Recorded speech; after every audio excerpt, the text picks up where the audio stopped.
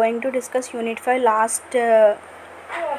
now we are going to discuss Unit 5 last chapter of your semester 4 accounting for service organizations. So general insurance అసలు అంటే ఏంటో మనం చూద్దాం. Right a brief note about the accounts of general insurance companies. అసలు general insurance companies అంటే ఏంటో మనం చూద్దాం. All insurance other than life are regarded as general insurance. So life insurance కాకుండా రిమైనింగ్ ఇన్సూరెన్సెస్ అన్నిటిని మనం జనరల్ ఇన్సూరెన్స్ అంటాం. General insurance is sub divided into ఎన్ని టైప్స్ అంట? Fire insurance, marine insurance, accident insurance, burglary and theft insurance, Fidelity insurance. So ఫస్ట్ది fire insurance. Fire insurance అంటే చూద్దాం. Fire insurance తెలుసు కదండి, ఎప్పుడైనా ఫైర్ యాక్సిడెంట్ జరిగినప్పుడు మనకు అనుకోకుండా జరిగిన ఫైర్ యాక్సిడెంట్స్కి మనం ఇన్సూరెన్స్ క్రియేట్ చేసుకోవచ్చు. So fire insurance is a contract of insurance in exchange of premium. So fire insurance అనేది మనం ఇన్సూరెన్స్ వాటితో కాంట్రాక్ట్ చేసుకుంటాం in exchange of premium exchange కోసం కాంట్రాక్ట్ చేసుకుంటాం. The insurance company undertakes to protect a person from loss on account of fire to his property, house, factory, godown. So మనం ఇన్సూరర్తో ఎజ్యూర్డ్గా contract form చేసుకుంటాం అన్నమాట. Property గురించి కానీ, హౌస్కి సంబంధించి కానీ, ఫ్యాక్టరీకి కానీ, గోడౌన్కి కానీ ఏదైనా లాస్ అక్కర్ అయితే దానికి సంబంధించి ఇన్సూరెన్స్ క్లెయిమ్ చేసుకోవడానికి ప్రీమియం కడుతూ ఉంటాం అన్నమాట. సో దీన్నే మనం ఫైర్ ఇన్సూరెన్స్ అంటాం. సో మెరైన్ ఇన్సూరెన్స్ అంటే ఏంటో చూద్దాం. మెరైన్ ఇన్సూరెన్స్ అంటే the risk factor is greater than on sea, goods are send by ship and marine insurance. Marine అంటేనే తెలుసు కదా, వాటర్కి సంబంధించి మాట. సీలోకి అనుకోకుండా ఏమైనా మునిగిపోతే దానికి సంబంధించిన గూడ్స్ ఏమైనా మునిగిపోతే దానికి సంబంధించిన కాంట్రాక్ట్ అనేది ఇన్సూరర్తో మనం ఫామ్ చేసుకుంటాం అన్నమాట. So the insurance company undertake to compensate the insured if he suffers any loss due to destruction of ship or goods while on the ship. So షిప్కి సంబంధించి కానీ, గూడ్స్కి సంబంధించి కానీ ఇన్సూరెన్స్ చేసుకుంటున్నది. ఏమైనా మునిగిపోవడం వల్ల ఏదైనా జరిగితే లాస్ కనుక మీకు రిటర్న్ చేస్తామని చెప్పి ఇన్సూరర్తో కాంట్రాక్ట్ కూర్చుకొని ప్రీమియం కట్టుకుంటూ ఉంటారన్నమాట. This insurance highly helpful to promote international trade. International trade అని ఎందుకన్నా, మనం goods for example sea foods వచ్చేసరికి ఎక్స్పోర్ట్ చేస్తూ ఉంటాము. సో ఎక్స్పోర్ట్ చేస్తున్నప్పుడు international countries, so marine insurance అది ఇంటర్నేషనల్ ట్రేడ్ ప్రొవైడ్ చేస్తుంది. Next accident insurance. Under accidents insurance loss caused to men or vehicles due to mishap so prevalent in life is covered. Okay, accident insurance అంటే ఏంటి? సడన్గా మన యాక్సిడెంట్లో ఇదైతే దానికి సంబంధించి మ్యాన్ కానీ, వెహికల్ కానీ ఏమైనా డ్యామేజ్ అయితే దానికి సంబంధించి లైఫ్ రికవరెన్స్ అనేది మనకి దొరుకుతుంది. Burglary and theft insurance takes care of the loss suffered by an account of. Okay, ఏదైనా దొంగతనానికి సంబంధించి కూడా మనం ఇన్సూరెన్స్ చేయించుకుంటే దాని నుంచి కూడా మనం రికవర్ అవ్వచ్చు. Fidelity insurance business concern may incur loss due to dishonest practices of its employees by of embezzlement and fraud. So employees సంబంధించి బిజినెస్ ఒక్కొక్కసారి లాస్ అనేది సఫర్ అవుతుంది. అంటే వాళ్ళు హానెస్ట్గా లేకపోవడం వల్ల, ప్రాక్టీసెస్ అని డిస్హానెస్ట్గా చేయడం వల్ల. సో దీనికి సంబంధించి కూడా మన ఇన్సూరెన్స్ అనేది క్లెయిమ్ చేసుకోవచ్చు. ప్రూవ్ చేయగలిగితే, వాళ్ళు మనం రాంగ్ అని ప్రూవ్ చేయగలిగితే దీనికి సంబంధించిన ఇన్సూరెన్స్ కూడా మనం క్లెయిమ్ చేసుకోవచ్చు అనమాట. Fidelity insurance takes care of the business from such losses. So బిజినెస్కి సంబంధించిన లాసెస్ ఏమైనా ఉన్నా ఫిడాలిటీ ఇన్సూరెన్స్ కవర్ చేస్తుంది అన్నమాట. Government of India has nationalized general insurance business in May 1972. So government of India general insurance nationalize చేసింది May 1972లో and assigned general insurance business to the general insurance corporation. ఇది general insurance nationalize చేసి general insurance corporation వారికి ఇచ్చాడనమాట. General insurance corporation of India functions as government company under the companies act. Functions as government company కింద work చేస్తుంది companies act ప్రకారం. General insurance corporation has 4 subsidiaries. So general insurance corporations అనే దానికి మొత్తం 4 subsidiaries ఉన్నాయి. First వచ్చేసరికి national insurance company limited Calcutta, new Indian assurance company New Delhi, oriental fire and general insurance company limited New Delhi and United India insurance company limited Madras. So మొత్తం మనకి 4 subsidiary general insurance corporations ఉన్నాయన్నమాట. Next at present general insurance business is operated by the corporation and it's subsidiaries in India. So corporation అనేది maintain చేస్తుంది, run చేస్తుంది. And next it's subsidiaries అనేవి ఇండియాలో locate అయ్యి ఉన్నాయన్నమాట. సో ఇప్పుడు చూద్దాం ప్రిపరేషన్ ఆఫ్ అకౌంట్స్ ప్రిపేర్ చేసేటప్పుడు మనం ఏవేవి అకౌంట్స్ కన్సిడరేషన్లోకి తీసుకుంటామో చూద్దాం. General insurance company have to prepare their annual account as per Insurance Companies Act 1938. So general insurance company వాళ్ళు అకౌంట్స్ దేని ప్రకారం ప్రిపేర్ చేయాలంటే జనరల్ ఇన్సూరెన్స్ కంపెనీస్ యాక్ట్ 1938 ప్రకారం ప్రిపేర్ చేయాలి. A general insurance company may engage itself in more than one insurance business. Okay, general insurance ఒక్క కంపెనీయే కాదు, more than 1 కంపెనీస్లో కూడా ఎంగేజ్ అయ్యి ఉంటారు. For each of type business a separate revenue account and end of the calendar year will have to prepared in the prescribed form. So ప్రతి revenue account a account ఒక ఆ account మనం సెపరేట్గా record చేయాల్సి ఉంటుంది. ఎలాంటి రికార్డ్ అంటే prescribed from specify చేసిన ప్రకారం మనం రికార్డ్ చేయాల్సి ఉంటుంది. Insurance act 1938 has prescribed as follows.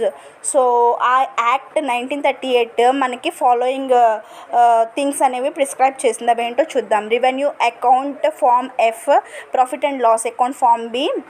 మనం ఇందాక ఫామ్ ఏం చదివాం కదా, PL and account, balance sheet and next what we said revenue account. ఇప్పుడు రెవెన్యూ అకౌంట్కి సంబంధించి ఫామ్ F అంటాము, profit and loss account form B, profit and loss appropriation account form C, balance sheet form A. So revenue ఫామ్లో అకౌంట్లో ఏమేమి record చేస్తామో చూద్దాం.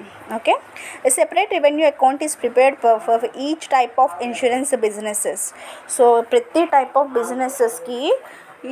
బిజినెసెస్కి separate revenue account అనేది మెయింటైన్ చేస్తూ ఉంటాం. It records the income and expenses of a particular business and profit and loss account is transfer to profit and loss account.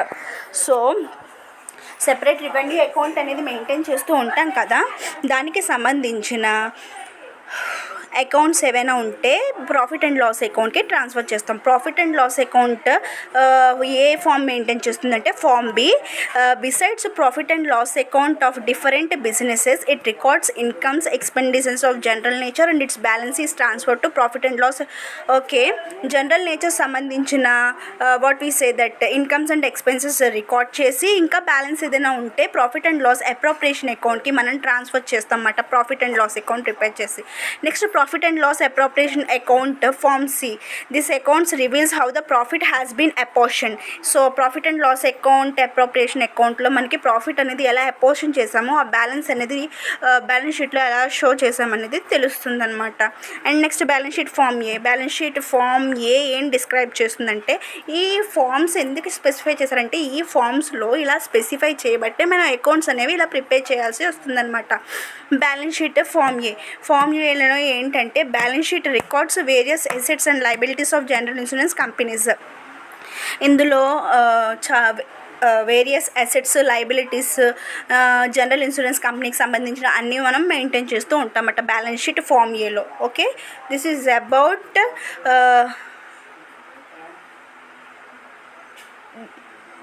brief note about the accounts of general insurance companies. జనరల్ ఇన్సూరెన్స్కి సంబంధించిన brief notes అని క్లియర్గా explain చేసుకున్నాం కదా. And next we are going to discuss about proformas అని forms చదువుకున్నాం కదా, దానికి సంబంధించిన ప్రోఫార్మర్స్, రిలవెంట్ సమ్స్ చూడొచ్చు. Okay, so now we are going to discuss second question, that is forms తెలుసుకుందామండి. ఇందాక మనం ఫార్మ్స్ ఎలాగా రెవెన్యూ అకౌంట్, బ్యాలెన్స్ షీట్ ఎలా ప్రిపేర్ చేసుకున్నామో దీనికి సంబంధించిన కూడా రెవెన్యూ అకౌంట్, బ్యాలెన్స్ షీట్ ఎలా ప్రిపేర్ చేసుకుందో చూద్దాం. ఓకేనా. అండ్ ఇన్సూరర్ అంటే తెలుసు కదండి, మనకి ఇన్సూరెన్స్ ఇచ్చేవాడిని ఇన్సూరర్ అంటాము.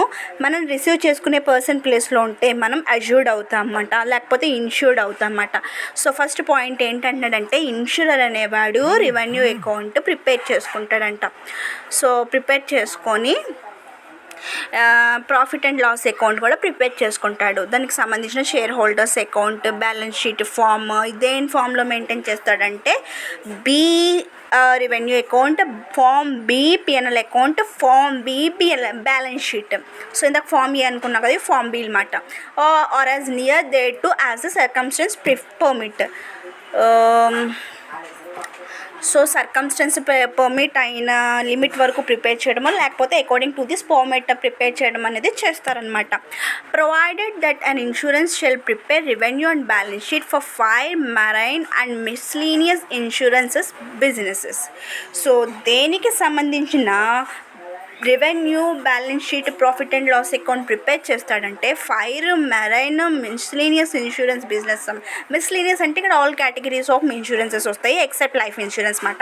So fire, marine, miscellaneous insurance business సంబంధించేసి అకౌంట్స్ అనేవి what we say that he prepares మాట. So and separate schedules shall be prepared for marine cargo, marine other than marine cargo and the following classes of miscellaneous insurance businesses and miscellaneous insurance, and according to application of accounting standard 17 segment reporting shall stand modified mata. So separate schedules అనేవి marine కార్గోకి, marine other than miscellaneous insurance బిజినెసెస్కి miscellaneous insurance head ప్రకారం prepare చేస్తూ ఉంటామన్నమాట. Next according to section accounting standard 17 follow అవుతూ following అనేవి modify చేస్తారంట. ఏంటో అవి చూద్దాం. ఫస్ట్ వచ్చేసరికి మోటార్, తర్వాత workmen's compensation, employees liability.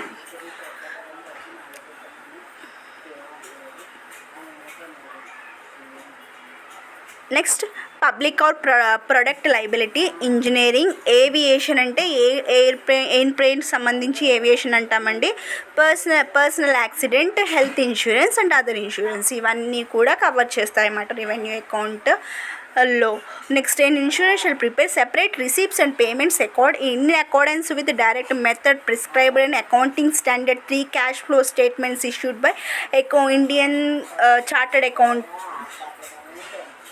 So ICI chartered accountants board వాళ్ళు స్పెసిఫై చేసిన దాన్ని బట్టి క్యాష్ ఫ్లో స్టేట్మెంట్స్ ఆధారం బట్టి రిసీప్ట్స్ అండ్ పేమెంట్స్ అనేవి ప్రిపేర్ చేసుకుంటాడు.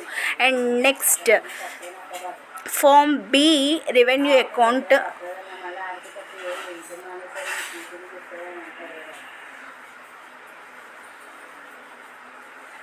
So next form B revenue account ఎలా ప్రిపేర్ చేస్తున్నా చూడు. Name of the insurer, registration number, date of registration with IRDA అని చెప్పేసి వేసుకుంటాం. Revenue account for the year ended 31st March 2020 అని చెప్పి మళ్ళీ 5 కాలమ్ స్టేట్మెంట్ ఓపెన్ చేస్తాము. Number, particular schedule number, current year, previous year. So again premiums earned అని చెప్పేసి schedule 1కి ఇచ్చుకుంటాం. Profit or loss on sale of redemption అనేది second దానికి వస్తుంది. ఇంకేమైనా ఉంటే అవి అదర్స్లో మనం స్పెసిఫై చేస్తాం. 4th వచ్చేసరికి interest, dividend, rent and gross. ఈ మొత్తం 4 టోటల్ చేస్తే మనకి టోటల్ ఏ వస్తుంది. Next claims incurred, commission, operating expenses relating to insurance business. ఈ 3 సెపరేట్ షెడ్యూల్గా చూపించి దాన్ని టోటల్ బిగా కలుపుకుంటే టోటల్ బి వాల్యూ వస్తుంది. Next operating profit loss from fire or marine miscellaneous business అని చెప్పి ఏలోంచి బి తీసేస్తే మనకి operating profit or loss from marine or fire insurance వస్తాయి.